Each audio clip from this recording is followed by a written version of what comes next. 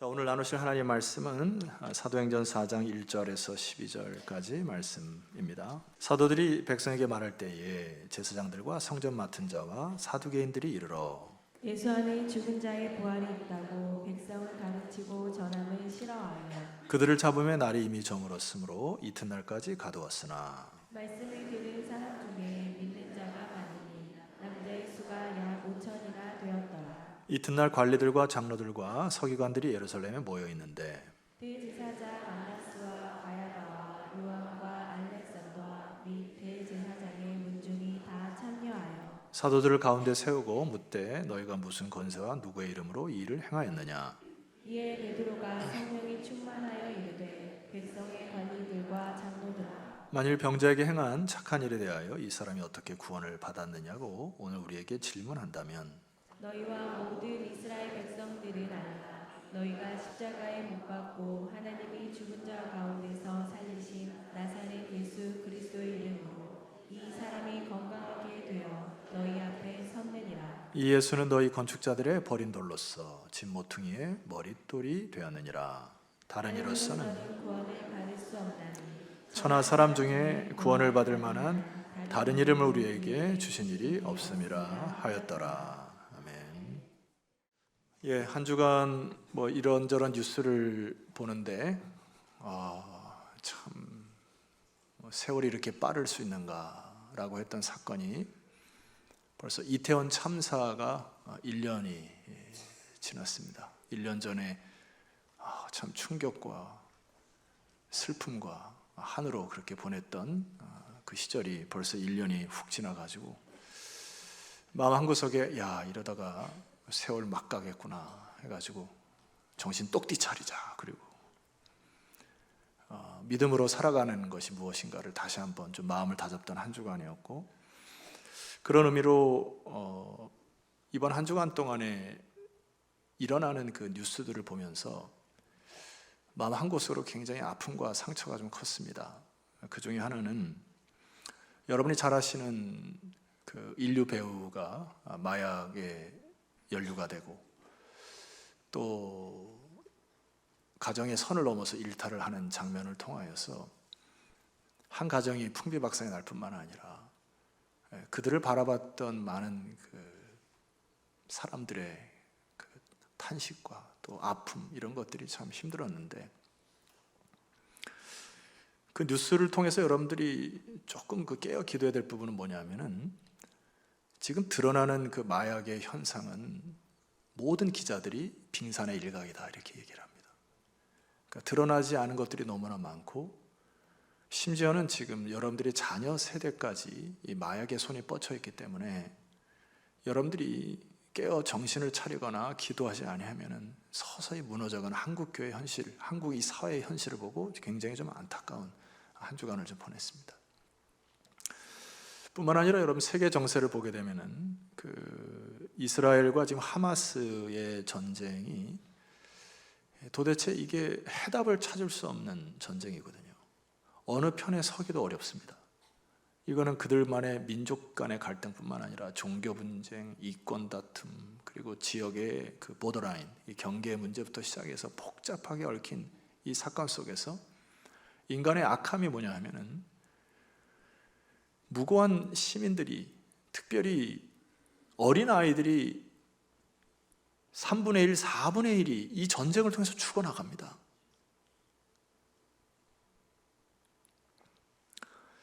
저의 질문 하나가 생긴 거예요. 도대체 사람다움이 무엇이냐, 인간다움이 무엇이냐라고 하는 부분입니다. 여러분, 우리가 잘못 사는 사람들에게 이렇게 얘기를 하잖아요. 야, 저게 사람이냐? 저게 사람이 할 짓이냐?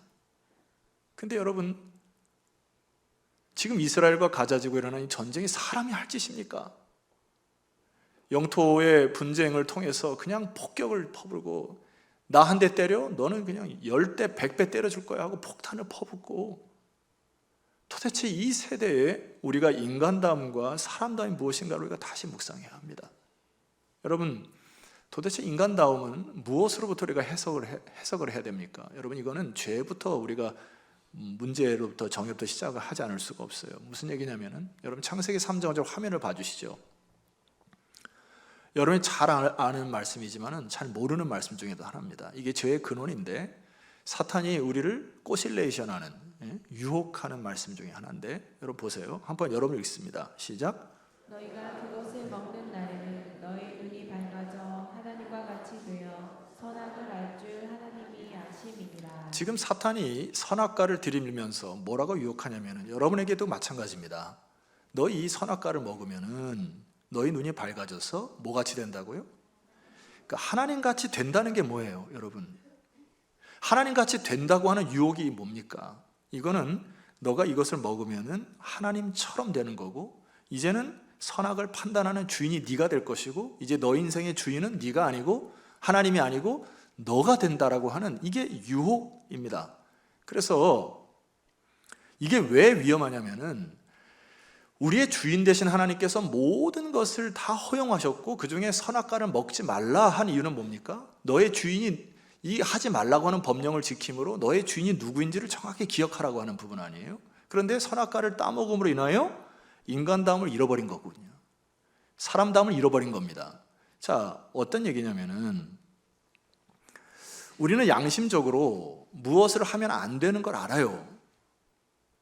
말씀으로 이것이 불법이고 범죄임을 압니다.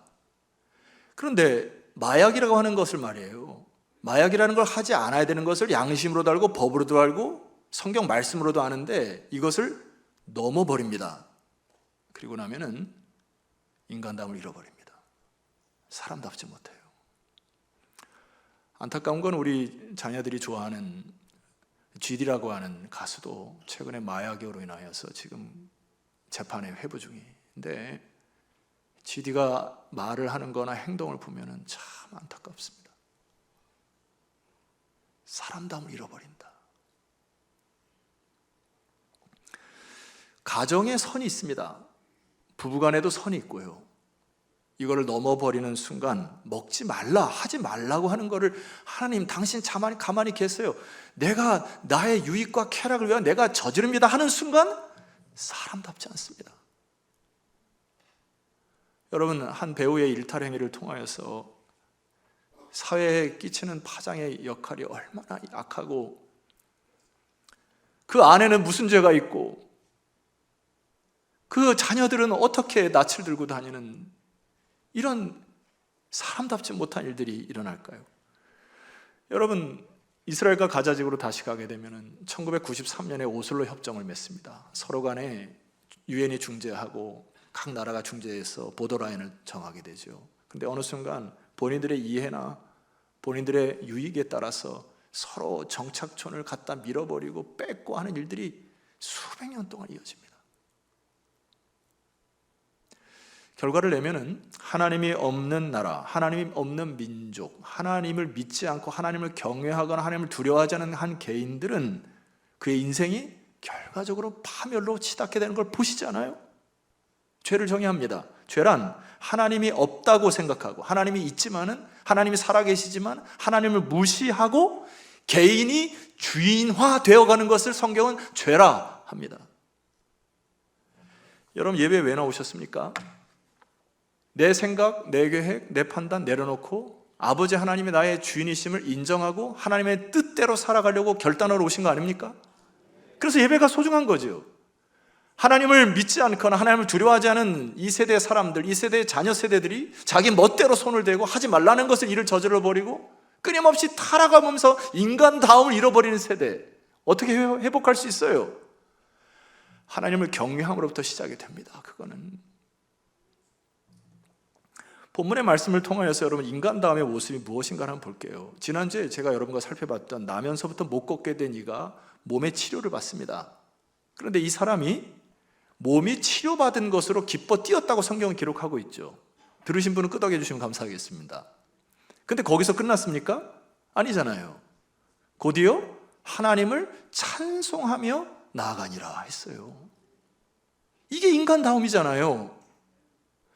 내 육신의 질병이 치료돼서 그것으로 기뻐하는 것이 아니라 내 영혼을 책임져 주시는 내 주인이 하나님이심을 알았던 이 사람이 하나님을 찬송하고 영광스럽고 기쁘게, 제가 좀 이 사람의 인생에 좀 죄를 뿌렸습니다마는 아마 1년 뒤에 암에 걸려서 죽을 확률이 있었을 것이다, 가능성이 있을 수 있겠죠. 그렇지만은 이 사람은 하나님을 알아서 새 주인이 바뀌었으므로 암에 걸렸든 무슨 일이 일어나든 영광스럽게 그의 인생을 살아갈 수 있을 것이다, 추측 가능하지 않습니까? 그것이 인간다움이에요. 자, 그런데 한쪽에서는 이 사람의 병이 치료되고 이 사람이 기뻐 뛰는 것을 꽃같게 여기는 사람들이 생깁니다. 누가 할까요? 하나님을 모르거나 없다고 치부하는 사람들은 그것을 꽃같게 여겨요. 자, 4장 1절 말씀, 오늘 본문 말씀 보세요. 사도들이 백성에게 말할 때에 제사장들과 성전 맡은 자와 사두개인, 이때 당시들의 기득권자들이고 이때 당시에 종교를 휘둘렀던 사람들이 2절, 예수 안에 죽은 자의 부활이 있다고 백성을 가르치고 전함을 뭐 했다고요? 싫어했다고. 그러니까 저기 부활해서 막 기뻐 날뛰는 것도 싫어했고, 제자들이 부활해서 막 부활의 기쁨을 선포하는 것 싫어했다고. 왜요? 이 사람들은 자기들의 기득권이 저들 때문에 무너질까 두려워했던 겁니다. 그러니까 살아있는 예수를 잡아서 십자가에 못 박으면 끝날 줄 알았는데, 예수를 죽이고 나니까 이들이 부활하신 예수로 인하여 더 힘이 세지고 더 모이기 시작하고 막 하루에 3,000명, 5,000명이 막 돌아오는 역사가 일어나는 겁니다. 그러니까 이 기득권을 가진 사람들이 저들을 싫어하기 시작했습니다. 그래서 그 결과로 3절 말씀 보세요. 파멸입니다. 그들을 잡기 시작합니다. 날이 저물었으므로 이튿날까지 가두고 그들을 옥에 채우고 결과적으로 재판에 넘겨서 그들을 파멸시키려고 하는 인간다움의 상실함이 여기 있는 겁니다. 이유가 뭐지요? 하나님이 없는 인생을 이와 같이 산다고요. 자기가 악한 일을 하면서도 몰라요, 그거를. 흥분을 가라앉히겠습니다. 또 한 부류가 있어요. 5절 말씀 보니까 이튿날 관리들과 장로들과 서기관들이 예루살렘에 모였습니다. 6절, 대제사장 안나스와 가야바와 요한과 알렉산더. 여러분 익숙한 이름들 아닙니까? 예수를 십자가에 못 박았던 대제사장 안나스와 가야바, 이 사람들이 다 모였어요. 그리고 7절, 사도들을 가운데 세우고 묻되 너희가 무슨 권세와 누구의 이름으로 일을 행하느냐고 취조하기 시작합니다. 파멸이죠. 넘어뜨리려고 하는 것이죠. 그런데 여러분 8절 말씀 보세요. 놓치시면 안 될 것이 있습니다. 이에 베드로가 성령이 충만하여 이르되, 이 베드로의 자세와 태도를 보시면 되겠습니다. 백성의 관리들과 장로들아, 만일 병자에게 행한 착한 일에 대하여 이 사람이 어떻게 구원을 받았느냐고 오늘 우리에게 질문한다고 하면은 내가 대답하마. 10절, 너희와 모든 이스라엘 백성들은 알라. 너희가 십자가에 못 박고 하나님이 죽은 자 가운데서 살리신 나사렛 예수 그리스도의 이름으로 이 사람이 건강하게 되어 너희 앞에 섰느니라. 여러분 뭐가 느껴집니까? 담대함이에요. 예수를 모르고 하나님이 없다고 하면은 이 베드로는 이 자리에서 도망가거나 아마 이 자리를 회피했을 것입니다. 그런데 여기에 나면서 못 걷게 되는 한 사람을 변호할 뿐만 아니라 내가 당당히 서서 예수를 못 박았던 수많은 정치 권력 사람들 앞에서 담대하게 말씀을 전하는 두려움이 사라지는 한 사람을 봅니다. 저는 이것을 인간다움이라 합니다. 사람다움. 불의 앞에서 정의를 외치는 강하고 담대한 사람다움. 이들이 확고하게 담대하게 서 있을 수 있는 비결이 뭡니까? 제가 사는 아파트가 도덕파크 아파트인데, 그 도덕파크 아파트의 엘리베이터 안에 언제부턴가 이렇게 조그만 모니터를 해가지고 거기서 많은 광고를 이렇게 올려서 가끔은 좀 어설픈 사람들이 이렇게 들어오게 되면은 자연스럽게 그거를 이제 이쪽 뉴스를 보게 되잖아요. 뭐 친한 사람들은 만나면서 이제 끝까지 올라가는데 어설픈 사람들은 그냥 이쪽을 쳐다보고 그냥 모른 척 하게 되잖아요. 여러분은 안 그렇습니까? 뭐 중요한 거 아니니까. 근데 그 광고 중에 하나가 저의 시선을 사로잡은 게 있습니다. Wear your attitude 이래가지고 빈폴이라고 하는 거로 제가 기억이 나는데, 그 옷을 입으면 너의 인생이 너의 삶이 태도가 달라진다. 그래서 옷을 입는 것은 Wear your attitude, 태도를 입는 것이다. 광고 참 잘했어요. 참고적으로 저는 빈포라고는 관계이 없는 사람입니다. 근데 그거를 계속 생각을 해봤어요. Wear your attitude. 어떤 옷을 입느냐에 따라서 사람의 태도와 자세가 달라진다. 오늘 제가 여러분을 가만히 이렇게 스캔을 쫙 해보니까 예배당에 오신다고 그래도 좀 옷을 차려입고 오신 거로 제가 보이는데 맞습니까? 그러니까 이 옷 하나 입는 것도 내 태도와 자세를 이렇게 정갈하게 하잖아요. 근데 우리 인간다움이나 사람다움은 뭐냐면은 내 안에 어떤 가치와 어떤 의미를 담아 놓느냐에 따라서 태도와 행동이 나오는 것이죠. 베드로와 이 제자들이 그들 안에 진리의 말씀과 하나님을 경외하고 두려운 마음이 꽉 차 있으므로 공회 앞에서 담대한 것이죠.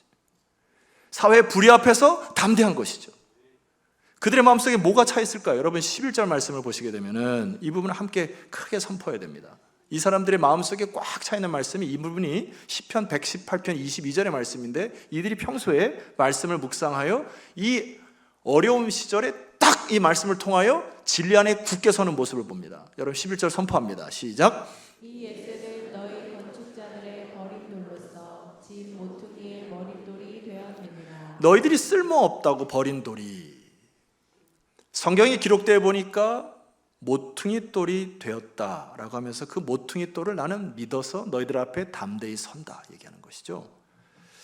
첫 번째 이 모퉁이 돌에 대한 영적인 의미가 있습니다. 그림을 잠깐 봐주시죠. 이 그림은 기초돌에 관련된 그림입니다. 집을 세울 때 기초돌을 놓고 그 위에 집을 건축하는 것을 얘기하죠. 모퉁이 돌이라고 하는 건 첫 번째 해석은 이사야 28장 16절에 보게 되면 이런 말씀이 있습니다. 화면. 그러므로 주 여호와께서 이같이 이르시되 보라 내가 한 돌을 시온에 두겠다.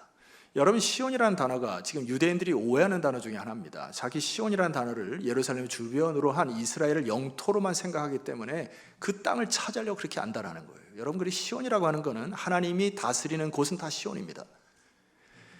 한 돌을 시온에 두어 예수님이 태어난 그곳부터 시작하여 시온을 세워가시는 것이죠. 기초를 두고 삼았노니 곧 시험한 돌이요 귀하고 견고한 무슨 돌이라고요? 기초돌이라고요. 그것을 믿는 자는 다급하게 되지 아니하리라 말씀하셨습니다. 여기 다급하지 아니하는 말이 여러분 잘 와닿지 않은데 이 다급하지 않다는 말은 흔들리지 아니하리라 하는 말씀입니다. 앞에서 언급한 한 배우는 그의 가정이 다 허물어졌을 겁니다. 그동안에 쌓아놨던 모든 것들이 다 삽시간에 무너지는 것을 경험했을 거예요. 여러분도 그런 인생이 있었지 않습니까? 내가 기대했던 것들, 내가 바랬던 것들이 되지 않아서 삽시간에 무너졌던 것을 경험하셨을 겁니다. 근데 여러분, 저는 여러분의 신앙의 형편을 잘 모르겠어요. 예수를 잘 믿는 건지 못 믿는 건지, 예수를 믿는데 어떻게 저런 말과 행동을 하는 건지 가끔 모를 때가 있습니다. 그러나 오늘 주님께서 여러분에게 기초돌이라 말씀하신 이유는 이 세상에 앞에 언급한 한 배우가 모든 것이 다 무너져 있을지라도 다시 인생의 기초돌을 예수 그리스도를 믿음으로 그의 인생을 세워갈 때에 새로운 소망으로 주님께서 주신다는 약속이에요. 이것은. 그래서 성경은 우리 인생을 건축에 비유합니다. 주의 말씀 듣고서 준행하는 자는 반석 위에 터닫고 집을 지음 같아 비가 오고 물 나고 바람 부딪혀도 어떻게 해요? 반석 위에 세운 집 무너지지 않네. 후렴구 같이 합시다. 잘 짓고 잘 짓세 우리 집 잘 짓세 만세 반석 위에다 우리 집 잘 짓세. 예수 그리스도가 기초가 안 된 여러분의 재물이나 여러분의 명예는 다 허물어질 겁니다. 오늘 이 시간에 기초돌 되시는 예수 그리스도에게 여러분의 인생을 건축하시기를 주의 이름으로 축원합니다. 벽돌 하나를 쌓더라도 말입니다. 그리스도 위에 믿음 위에 쌓는 것이 남는다. 고린도전서 이렇게 얘기를 해요. 여러분이 평생 동안 고생하고 이것 행하고 저것 하고 분주하게 살아가는 모든 것들은 그날에 불이 내려 다 타버릴 것이라는 것입니다. 기초돌 대신 예수 그리스도 믿음 위에 벽돌 하나 쌓아가는, 다시 쌓는 우리 반석의 성도들이 됐으면 좋겠습니다. 두 번째, 이 모퉁이 돌은 다음 그림이 있습니다. 봐주시죠. 이게 이제 고대의 집을 짓는 건축 양식 중에 하나가 맨 밑에 이제 코너스톤이라고 해가지고 모퉁이 돌을 딱 놓고 그 다음에 벽을 쌓아 올라갑니다. 그 다음에 키스톤이라고 하는 게 보이죠? 저걸 쐐기돌이라 합니다. 이렇게 아치형으로 해가지고 마지막에 쐐기돌을 딱 놓고서 맞추고 그 다음에 올린 다음에 캡스톤, 이 뚜껑돌이라고 하는데 모자돌이라고도 하고 이거를 딱 놓아서 건축 양식을 마련합니다. 이거를 조금 쭈민을 한번 해볼게요. 쭈민 쫙 당기면은 저기 모퉁이 돌이 되어서 조그만 돌들을 이어서 건축을 하는 장면인데, 이게 예수님이 이 모퉁이 돌이 되었다고 하는 의미가 뭡니까? 다음 그림 보시게 되면은 Jesus is the cornerstone 이렇게 되어 있는데, 우리 인생은 나 혼자 설 수가 없다는 얘기입니다. 나 혼자 집을 건축할 수가 없는데 이 모퉁이 돌은 연결돌, 이어주는 돌이 된다.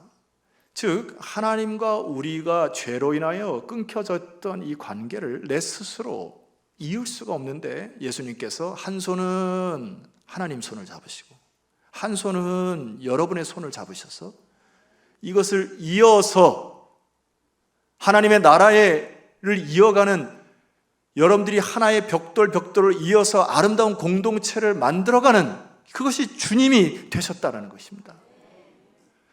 다시 한번 얘기할까요? 한 손은 하나님의 손을 붙드시고 한 손은 여러분의 손을 붙드셔서 죄악에 허덕이는 여러분들을 천국 백성 만들기 위하여 예수 그리스도가 모퉁이 돌이 되어 이어주는 사역을 하셨다. 그래서 베드로가 말입니다. 이렇게 얘기합니다. 베드로전서 2장 6절, 성경에 기록되었으되 보라 내가 택한 보배로운 모퉁이 돌을 어디에 둔다고요? 시온에 두는데 그를 믿는 자는 부끄러움을 당하지 아니한다고요. 하나님의 약속인 것입니다. 그러므로 믿는 너희에게는 보배인데 믿지 아니하는 자에게는 건축돌이 버린 그 돌이 모퉁이의 머릿돌이 되고, 8절 어떤 사람에게는 부딪히는 돌이 되고 걸려 넘어지게는 바위가 되게 하였다. 오늘 제가 아침에 집에서 출발해서 저 뒷길로 교회를 오는데 하나님께 말씀을 듣고 찬송을 하고 오는데 몇 사람들이 산으로 올라가는 게 보이더라고요. 그들에게는 예수나 십자가가 부딪히는 돌과 거치는 바위 정도밖에 안 되는 겁니다. 그냥 4대 성인 중에 한 사람 정도.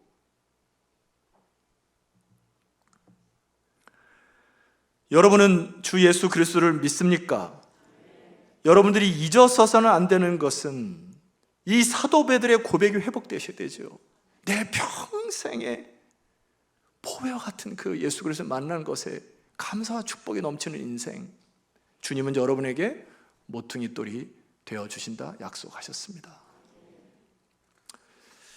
이 모퉁이 돌의 역사를 제가 묵상하다가 주중에 그림 하나 봐주시면은, 김상훈 목사라는 분이, 혹시 여러분 이분은 아시겠습니다만 성서학당에서 패널로 가끔 등장을 하는 분이고 복음성 가수입니다. 예전에 CBS 대상곡도 있고 하는데 우리에게는 잘 알려지지 아니하는 분입니다. 근데 이분이 심장이 10%밖에 작동을 안 하고 90%가 거의 작동을 안 해서 의사가 이제 너 당신은 오래 못 살 것 같다 하고 이제 병원에서 주로 집에서 이렇게 조용조용히 살아가라 이렇게 얘기합니다. 아나를 다를까 지난 22일 날에 10월 22일에 하나님의 부르심을 받습니다. 제가 이분을 이제 너무 친숙해가지고 제가 성사학당에 자주 들어가서 뭐 패널 토의하면 너무나 유쾌하고 밝았던 분이기 때문에 제가 병이 있는지도 몰랐어요. 이분이 1970년생으로 제가 이제 기억을 하는데 천국 한송 예배 전체의 그 예배를 제가 다 지켜봤습니다.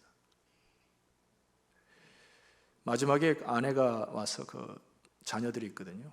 아내가 떨리는 목소리로 울면서 감사의 말씀을 전하지만 이 평생 동안 남편이 자기 하나를 사랑해줬던 것에 너무 감사했다고, 그리고 오늘 하나님 앞에서 여러분들이 이렇게 예배에 오셔서 위로가 많이 된다고 하고, 지인들과 선배들이 함께 찬양을 드리는데 참 감동이었어요. 이분이 대표곡이 뭐냐면 고물심장이라고 하는 곡입니다. 자기가 심장이 이제 고물이 되었다고. 그 가사를 보면 참 은혜가 됩니다. 제가 한번 읽어드릴게요. 느리고 또 약해서 아무것도 할 수 없는 내 심장이 당신을 만나 사랑으로 움직이죠. 금방이라도 멎을 고물 같은 심장이 당신의 사랑으로 뛰네. 내가 숨쉬는 것도 내가 서 있는 것도 기적이기에 당신은 나의 기적입니다. 무엇도 할 수 없어 아무것도 할 수 없는 나를 들어 쓰시는 당신의 심장을 내게 주시네. 금방이라도 멎을 고물 같은 심장이 당신의 사랑으로 뜁니다. 모퉁이일도 대신 예수 그리스도를 믿고서 끝까지 이분이 의사 선생님, 이분의 이제 그 대화 가운데 이런 게 있습니다. 의사 선생님이 자기에게 일상생활도 하지 말고 누워 있어야 된다고 이렇게 얘기를 하는데 이 사람이 이렇게 얘기해요. 하나님이 죽을 때까지 찬양을 하라는 마음을 저에게 주셨습니다. 그래서 하나님께 기도로 누워 있기 싫다고 기도했고 저는 죽어서도 찬양하겠습니다 라고 고백했습니다. 내 심장은 10%밖에 안 뛰지만은 90%는 주님의 심장으로 뛰고 있으니까 괜찮다는 생각으로 무대에서 찬양을 했습니다. 찬양과 수많은 사역들을 하다가 영광스러운 주의 품에 안긴 우리의 지체입니다. 모퉁이를 대신 예수 그리스도께 생명을 이어받아 포기하거나 원망하거나 불평하는 인생이 아니라 하나님께 감사하는 인생, 그분의 찬양을 한번 들어봤으면 좋겠습니다. 제가 준비를 했는데요, 고물심장이라고 하는 대표곡을 한번 들어보시죠. 고물심장이라는 곡 들려드릴게요. 네.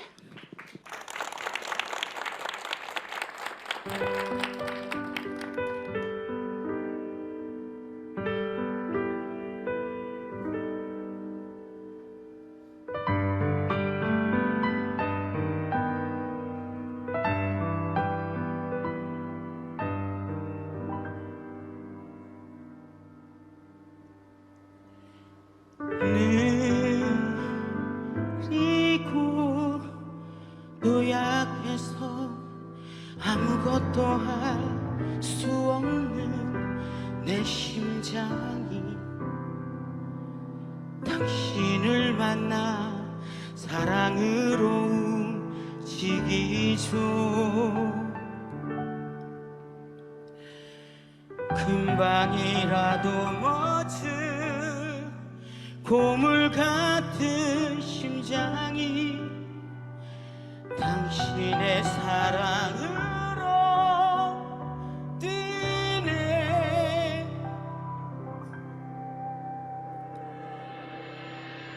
내가 숨쉬는 것도 내가 서 있는 것도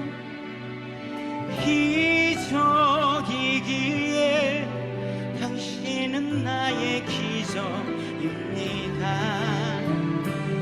무엇도 할 수 없어 아무것도 할 수 없는 나를 들어 쓰시는 당신의 심장을 내게 주시네. 예, 오늘 사도들의 마음속에 이런 신앙의 고백이 있습니다. 12절에 보니까 다른 이로서는 구원을 받을 수 없나니 천하 사람 중에 구원을 받을 만한 다른 이름을 우리에게 주신 일이 없음이라 하였더라. 인간답게 살아가는 것, 그것은 그리스도 위에 새롭게 기초돌을 놓고 쌓아가는 것밖에 없습니다. 성전 미문에 앉아있는 인생이 치료하시는 주님을 위하여 그의 은혜로 기초돌을 다시 놓아 쌓아가는 그 축복의 인생. 반대로 겉으로 보기에는 화려하고 모든 권력을 갖고 세상의 재물을 다 가진 사람들이 두려움을 이기기 위하여 상상력을 동원하여서 파멸하고 죽이는 일에 온통 힘을 쓰는 인간답지 않은 사람들이 있습니다. 방금 소개해드린 김상원 목사님, 주님이 없었더라면 아마 평생 동안 나 같은 인간을 왜 만드셨나니요? 왜 나에게 이런 모진 인생을 허락하셨습니까? 하고 원망과 불평으로 살아 갈 수밖에 없는 사람이 그리스도를 만남으로 인하여 새로운 사람들에게 희망과 용기를 주는 모퉁이 돌의 은혜를 경험한 여러분들이 그 주인공이 되었으면 좋겠습니다. 하나님이 살아계시지만 하나님이 없는 것처럼 살아가는 인생은 결과적으로 파멸과 죽음뿐일 것입니다. 그러나 우리 주님께서 여러분의 인생의 기초돌이 되어주신다 약속하셨습니다. 믿습니까? 여러분의 인생에 찾아오셔서 모퉁이 돌이 되어 끊어진 관계들을 회복하고 사람다움, 인간다움으로 사실 수 있도록 우리 주께서 오신 것이죠. 주님, 내 인생이 주님과 깊은 동행으로 내가 살아있는 동안 많은 사람들을 사랑하고 생명으로 이어 그의 영혼들을 복되게 만들 수 있는 축복된 인생 되게 해달라고 우리 간절히 이 시간 합심하여 기도한 후에 예배를 마치도록 하겠습니다. 기도하겠습니다.